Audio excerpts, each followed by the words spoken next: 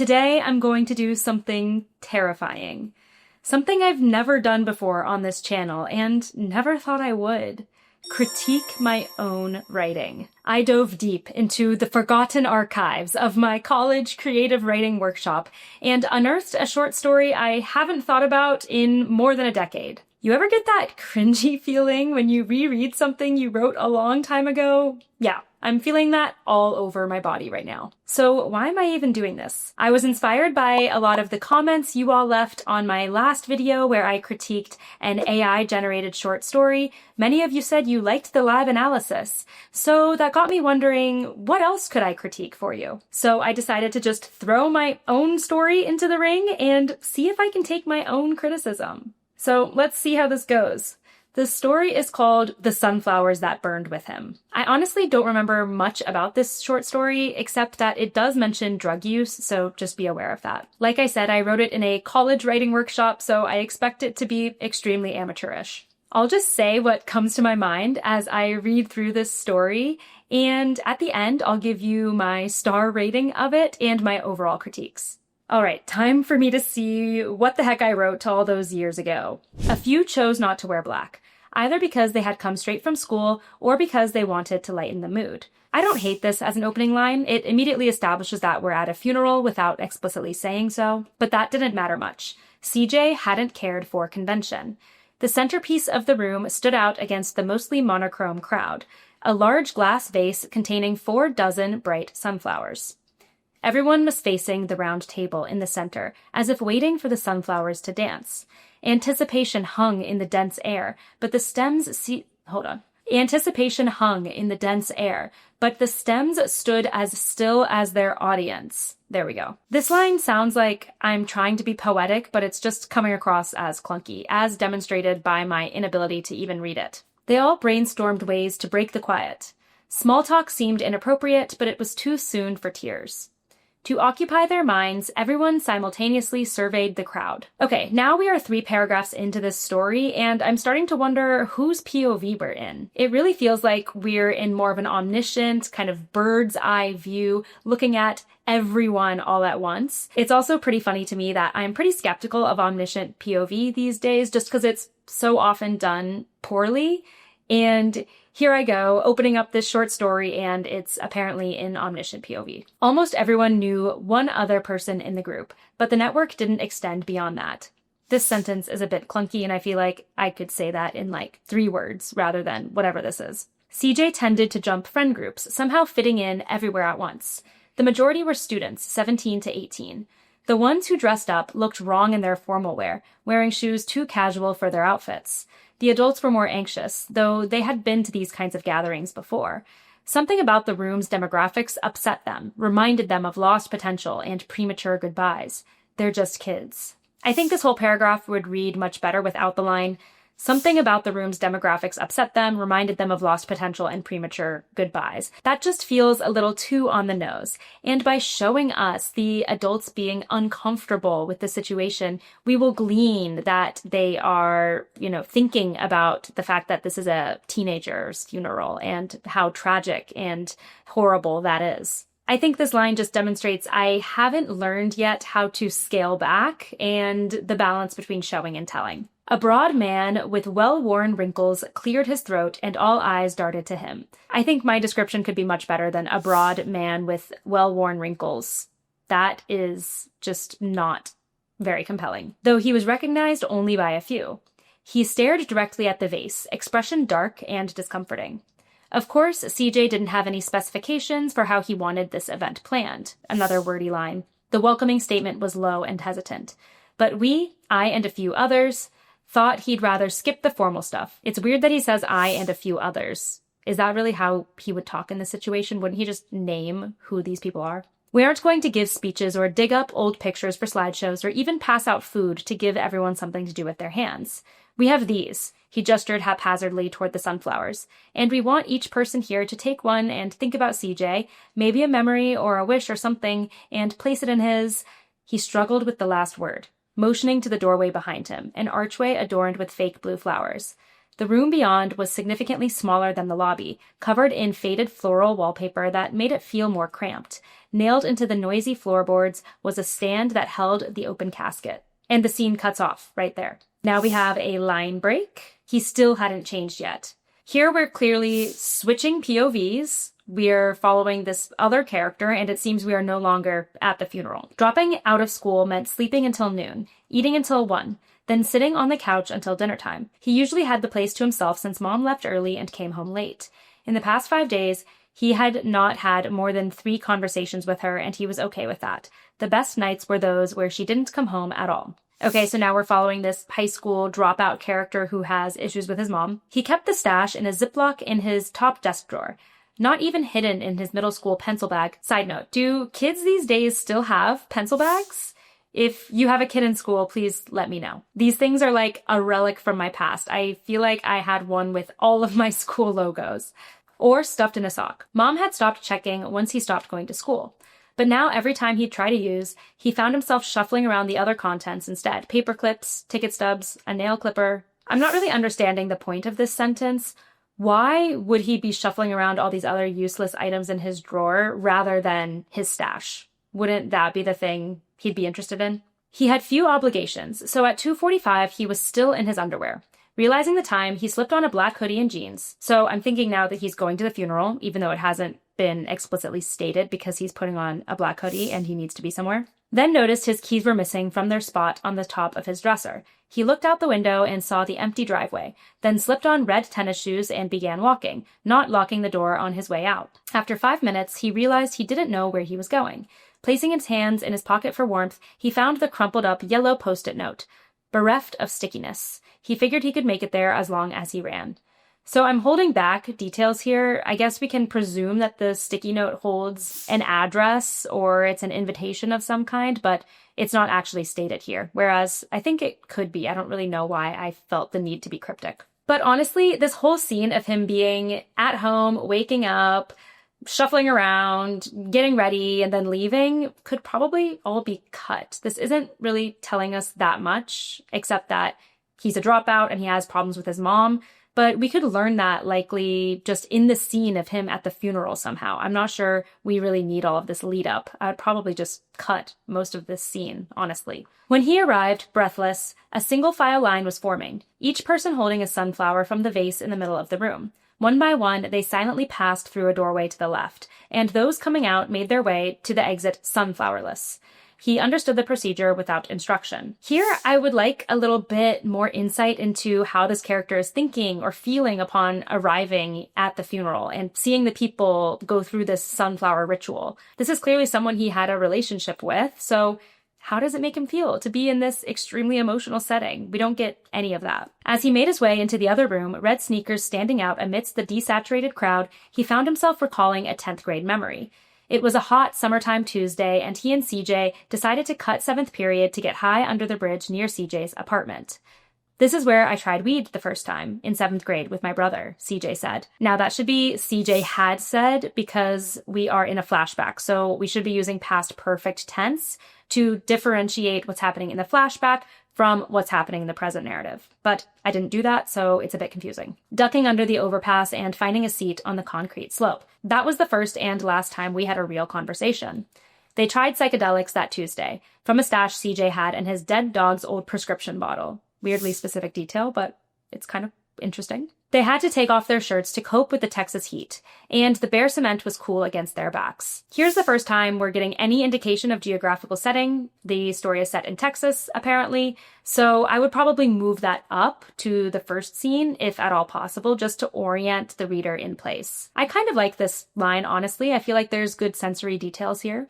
But it was hard maintaining a grip on the steep slope, so they fell into the dirty creek and splashed around for a while in there, throwing rocks at the cars passing above but never quite hitting them. Now, lowering the sunflower over CJ's motionless chest, he noticed the still visible track marks on CJ's left arm. Okay, now we're back in the scene of the funeral, but we still don't understand how the POV character feels about seeing his friend in the casket. This is presumably extremely emotional for him, yet we get absolutely no emotion. The reference to track marks maybe hints that this was a death caused by overdose. Maybe we could see the POV character reflect on that. Did he know how CJ died? This is where I tried read the first time in 7th grade with my brother. If only his brother hadn't introduced him to more. Okay, so this seems to be saying that his brother introduced CJ to hard drugs, and then maybe that's what caused his overdose. But honestly, these lines all feel pretty heavy-handed, and again, don't tell us anything about the POV character's specific individual experience. I would probably honestly just cut these 2 lines, and instead I would dive deeper into how the POV character is thinking and feeling about all of this. Okay, now we have another line break. What kind of student was CJ? The officer asked over the phone 2 days after it happened. It was lunch hour, and Mrs. H didn't really want to answer. Okay, so now we're shifting to a new POV character, Mrs. H, and we're also shifting timelines to 2 days after it happened, which is presumably CJ's death. The timeline of this story is really all over the place. She sighed. He was brilliant, but the type of brilliance that not everyone understands or appreciates. In that way, it isolated him a lot. I think he felt that. No, he didn't always come to class, and no, he didn't always do what was asked, but he has had a rare intelligence and perspective that I wish his peers could see and learn from. How was he personally? Her tone was distant and removed. He had a lot of issues. I think we were all aware of that. Mrs. H paused to find the words. There was always a darkness surrounding him that sometimes he would shed, and when he did, the result was beautiful. But he was afraid and he was vulnerable, so he let his shadows consume him most of the time. Okay, this dialogue feels so stilted and unnatural to me. I don't think anyone would speak in this way with this cadence or these types of words. Like, would Mrs. H really talk about his shadows consuming him? Or this strange repetition with, he was afraid and he was vulnerable. Most of this needs to be cut or severely reworked. Did you ever help him cope? He would never ask for help, but I worried about him a lot. And I called home when he failed first semester, and his father answered, and I could tell there was hostility between them. I told CJ if there was something he needed to talk about, that he could do so with me in confidence. So what I don't love about this section of the story so far is that it's pretty much all dialogue between the officer and Mrs. H, with no interiority, once again, from the POV character, Mrs. H. What does she think and feel in this conversation with the officer?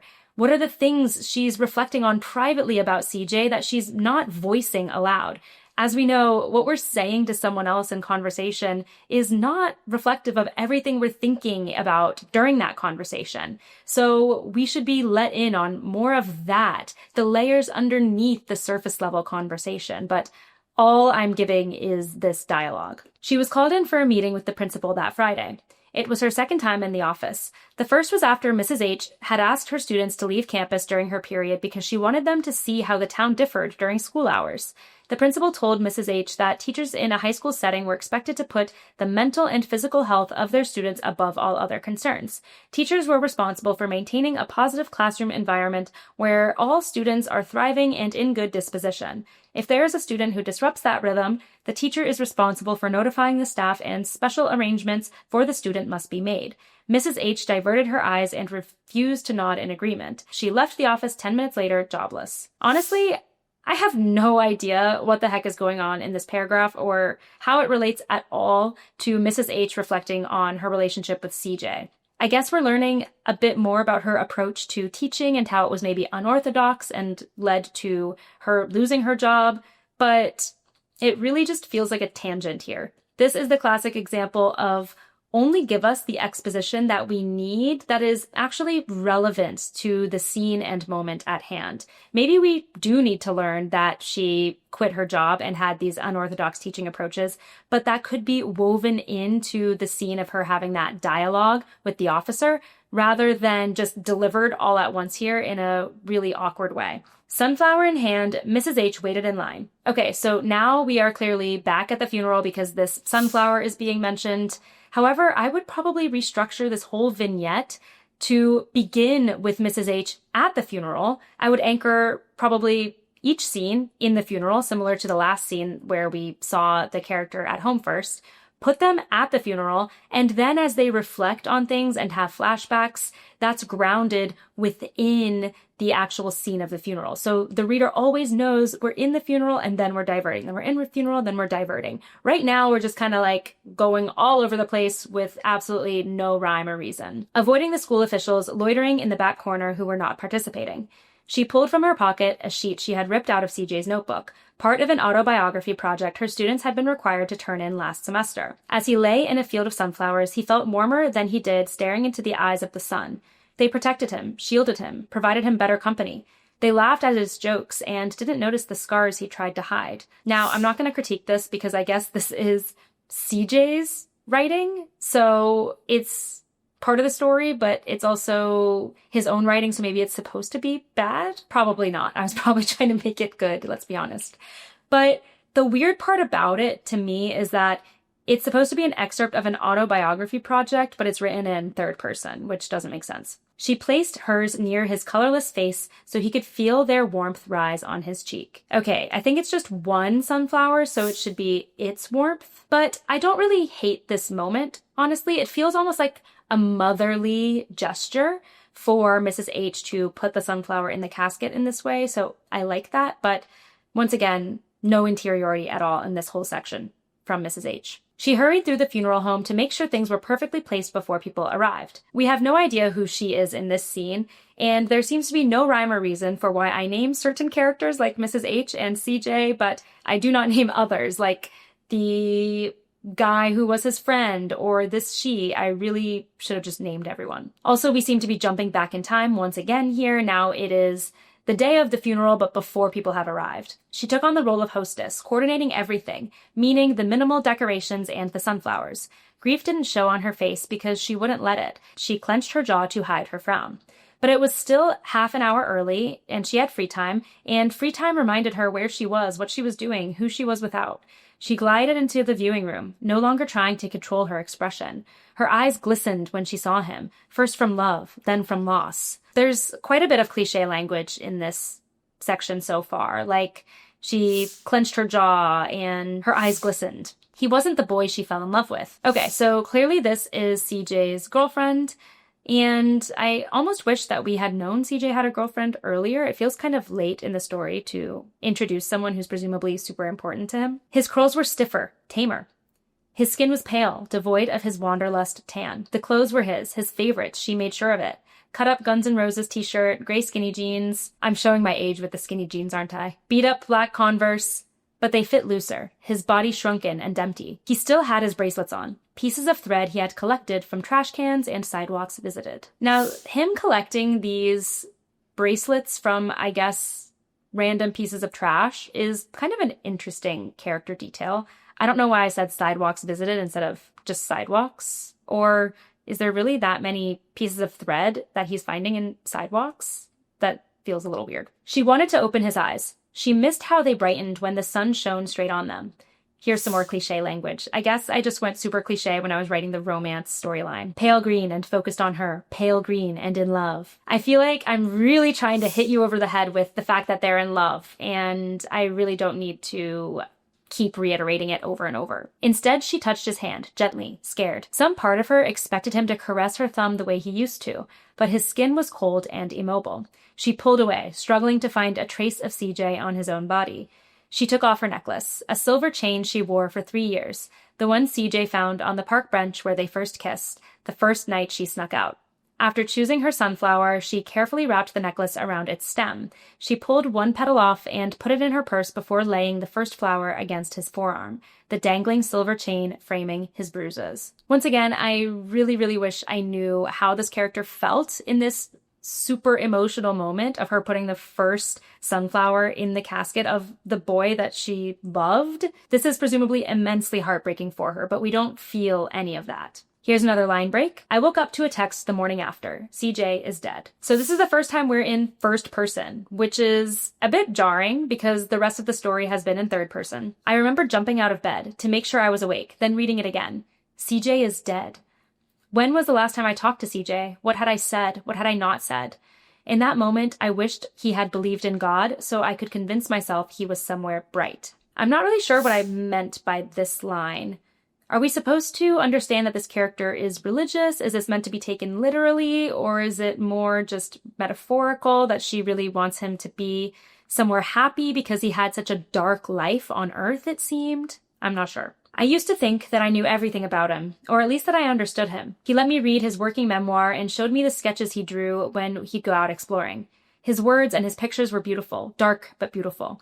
I admired his mind, but mainly what I tried to do was save him. Here we're getting general background on this character's relationship with CJ. We're not really rooted in a scene here. The first paragraph takes us to the morning after CJ died, and then this paragraph is really placeless, so let's see where it goes next. We ate lunch together with a couple of misfits I wouldn't have hung out with had CJ not brought them around. One day he made me a promise. I am going to try to stay sober for you. I would rather you do it for yourself, I said, taking a bite of my PB&J. I can't, so I'm doing it for you. I thought he was putting me on a kind of moral pedestal. I was the good person he could never be, some saint he needed to sacrifice to in the hopes of being blessed. There's a lot of religious imagery in this section. I liked the feeling of being set that high. But I didn't realize until he died that he didn't need my saving. I needed his. We're still not in any particular scene here. All of this seems to be reflective flashback material. We don't know what the present-day narrator is doing or where they are. In a place where everyone needs a car to get around, CJ didn't have a license. He walked everywhere and saw things and knew things about our city that I never knew. I would love a couple of examples of that. Make this more specific. It's an interesting character detail, but doesn't go far enough. One particularly rough day, when his father had kicked him out and he had drunk 2 bottles of cough syrup before coming to school, he asked that I walk with him after my last period. I suggested I drive. He refused. We went through fields I didn't know existed and a forest that seemed misplaced in the Texas plains. I was lost and it was getting dark, and then suddenly we were in front of my old elementary school. So here we are in another flashback, but I would rather be fully transported into the scene than this kind of summary language that I'm using here. It feels like we're just skimming through and glossing over what could be a really interesting scene between the narrator and CJ. Why are we here? My feet were hurting and I was missing dinner. He smiled and hoisted me onto a service ladder, and I knew we had to be doing something illegal. I followed him anyway. I almost fell off at the top, but he grabbed me to secure my stance. We were on the roof. Aren't there cameras up here? I was concerned. He ignored me, sitting down on the edge and dangling his feet over the brick wall. Looking out toward the horizon, I could see the field we had walked across, covered with dead grass. I could see the misplaced forest, full of bony winter trees. Nothing about the suburban Texas landscape was beautiful. Here, I guess I'm just hating on my hometown, which is funny. I actually don't hate my hometown, but it is certainly not naturally beautiful, which clearly I was stuck on here. Out of his backpack, he drew 2 long-stemmed sunflowers, handing me one as I sat down next to him. He started picking off each of the petals and dropping them to the barren ground, adding splashes of yellow to the grayish brown. I stared at him. He widened his eyes expectantly and tilted his head, signaling that I do the same. I did, but I was still hungry and thinking about homework. Why are we doing this? He smiled again, wide and bright. Because you can't see yet. That's the memory that came to my mind when I stood in line at CJ's memorial. All right, bringing us back into the funeral. But again, I would probably rework the structure of this so that we're in the funeral and then the narrator goes into the flashback rather than leading with the flashback and leaving us disoriented until we end up back at the funeral. Because you can't see yet. CJ had already seen everything this world had to show. For a moment, I again wished he believed in God, but I changed my mind instantly. He doesn't belong where it is white and bleached. I wished that the sunflowers were going to hell, where it is warm and the colors are vivid. So I don't actually think the narrator is making literal religious commentary here between heaven and hell, but I'm still not sure what I was going with this. Certainly the narrator doesn't actually want CJ to go to hell or any place like it because they were clearly friends. I guess the sentiment is that he lived a colorful and warm and vibrant life, and the narrator is trying to bring some of that into their own life. That's kind of the best I can make of it, honestly. That's where the story ends. So if I were rating this story, I'd probably give it like 2 stars. There were some interesting character details, and the funeral setting gives us a lot to work with emotionally. I clearly tried to weave this motif of the sunflowers throughout the story, but it falls short in a lot of ways, and there are some major issues with it. First, POV and character interiority, something I talk about all the time when I'm working with clients on their manuscripts. In this story, I really don't get deep enough into any of the characters' perspectives to form a real connection with the reader. We don't learn anything substantive really about their relationships with CJ or how his death has impacted them. Ultimately, a story should show some kind of character transformation, even if it's a short story and that transformation is small. But we don't get deep enough into any of the POVs to see that.